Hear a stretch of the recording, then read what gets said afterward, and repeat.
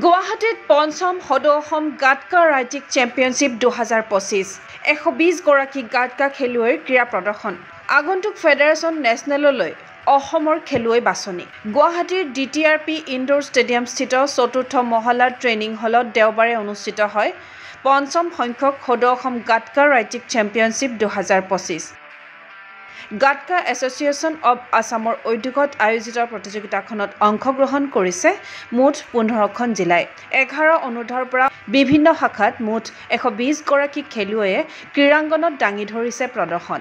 এই ৰাজ্যিক প্ৰতিযোগিতাৰ পৰাই আগন্তুক ফেডাৰেশ্যন নেচনেলৰ বাবে অসমৰ গাটকা খেলুৱৈক কৰা হ'ব বাছনি আনহাতে ফেডাৰেশ্যন নেচনেলৰ পৰা যোগ্যতা আহৰণ কৰা খেলুৱৈয়ে স্কুল গেমছ খেলো ইণ্ডিয়া ইউথ গেমছ আদি গুৰুত্বপূৰ্ণ টুৰ্ণামেণ্টলৈ বাছনি লাভ কৰাৰ পথ প্ৰশস্ত হ'ব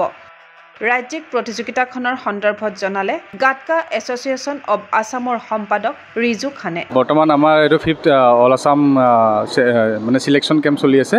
আমাৰ যেটো আহিব লগা অক্টোবৰৰ 10 11 12 দিল্লীত হ'ব লগা আছে ফেডাৰেশ্যন নেচনেল ইয়াতে আমাৰ এতিয়ালৈ 15টা ডিস্ট্ৰিক্ট এতিয়ালৈ ইনক্লুড কৰা মানে আহি কিনে জইন কৰা হৈছে আৰু আমাৰ এতিয়ালৈ খেলুৱৈ 120 জন গৰাকী এতিয়ালৈ খেলুৱৈ পাৰ্টিচিপেট কৰা হৈছে ইয়াতে আণ্ডাৰ 11 পৰা আমাৰ আছে আপ টু আণ্ডাৰ 30 লৈ বৰ্তমান ল'ৰাৰ সংখ্যা আমাৰ এতিয়া 75 হৈছে আৰু ছোৱালী আপোনাৰ 40ৰ ওপৰত আছে আমিতো আশা কৰিছোঁ ইয়াৰ পৰা যাতে অধিক সংখ্যক আমি মানে সিলেকশ্যন কৰি কিনে নেচনেলৰ কাৰণে আমি ফেডাৰেশ্যন নেচনেলৰ কাৰণে লৈ যাম যেহেতু আমি ফেডাৰেশ্যন নেচনেলত লৈ যাব পাৰিলে আমি আকৌ আহিব লগা যি স্কুল গেম আছে 69 তো তাতো আমি তাৰ পৰা সিলেক্ট কৰি লৈ যাব পাৰিম আৰু লগতে আপোনাৰ যি আহিব লগা খেলো ইণ্ডিয়া আছে তাৰ কাৰণেও আমি তাৰ পৰা আমি মানে লৈ যাব পাৰিম আৰু বিগত বৰ্ষৰ ফেডাৰেশ্যন নেচনেল স্কুল গেমছ খেলো ইণ্ডিয়া ইউথ গেমছ আদি গুৰুত্বপূৰ্ণ টুৰ্ণামেণ্টত অসমৰ গাটকা দলে দাঙি ধৰিছিল সুন্দৰ প্ৰদৰ্শন এইবাৰো আগন্তুক টুৰ্ণামেণ্টসমূহত পদক জয়েৰে ৰাজ্যলৈ গৌৰৱ কঢ়িয়াই আনিব বুলি আশাবাদী গাটকা এছ'চিয়েশ্যন অৱ আছামৰ কোষাধ্যক্ষ পাপু খান আমি আজি 5th অল আছাম গাটকা চেম্পিয়নশ্বিপৰ আমাৰ খুব ধুনীয়া এটা পৰিৱেশ হৈ আছে আজি যোৱা বছৰ আমাৰ এটা সাংঘাতিক ৰিজাল্ট আছিলে ফেডাৰেশ্যন নেচনেলৰ হওক বা স্কুল গেমছে হওক আমি স্কুল গেমছত মেডেল প্ৰথমবাৰৰ পৰা গৈ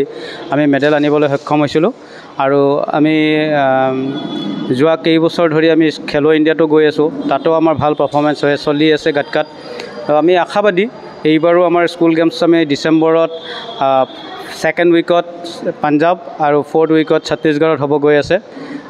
আৰু আমি আশাবাদী যে এইবাৰো আমি স্কুল গেমছত এটা ভাল ৰিজাল্ট আনিম ভাল মেডেল আহিব আমি আণ্ডাৰ 17 আৰু আণ্ডাৰ 19 দুইটা শাখাতে আমাৰ ফুল টিম নিয়াৰ আমি চেষ্টা আৰম্ভ কৰিছোঁ আমি আশা কৰিছোঁ যে যোৱাবাৰতকৈ আমি এইবাৰ বহুগুণে আমি ভাল ৰিজাল্ট কৰিব পাৰিম আমাৰ এতিয়া প্ৰথমতে আমাৰ আজি এই অল আছামৰ পৰা যিখিনি ল'ৰা ছোৱালীয়ে চিলেকশ্যন হ'ব তেওঁলোকে আমাৰ দিল্লীত অনুষ্ঠিত হ'ব গৈ আছে অক্টোবৰৰ 10ৰ পৰা 12 তাৰিখলৈকে তাতে আমাৰ যিখিনি ল'ৰা ছোৱালীয়ে ৰেংকিং বা মেডেলিষ্ট হ'ব তেওঁলোকে আপকামিং আমাৰ খেলো ইণ্ডিয়া যিটো তেলেংগানাত হ'ব বুলি আমি শুনি আছোঁ তাতে আমাৰ অসমক ৰিপ্ৰেজেণ্টেটিভ কৰিব পাৰিব আৰু লগতে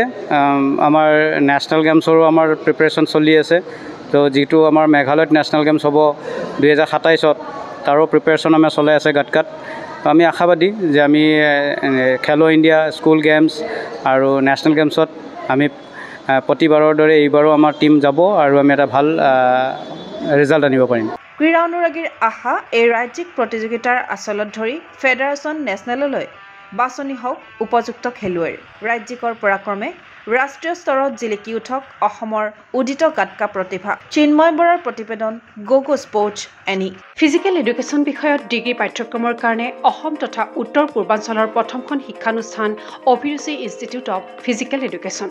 2 বছৰীয়া ফিজিকেল এডুকেশ্যনৰ BPEd পাঠ্যক্ৰম আৰু 4 বছৰীয়া BPES পাঠ্যক্ৰমৰ বাবে নামভৰ্তি চলি আছে বিতংকৈ জানিবৰ বাবে আজি যোগাযোগ কৰক যোগাযোগৰ নম্বৰসমূহ হৈছে 9435100098 7002233540 88765210098 ৱেবছাইট www.aipguwahati.in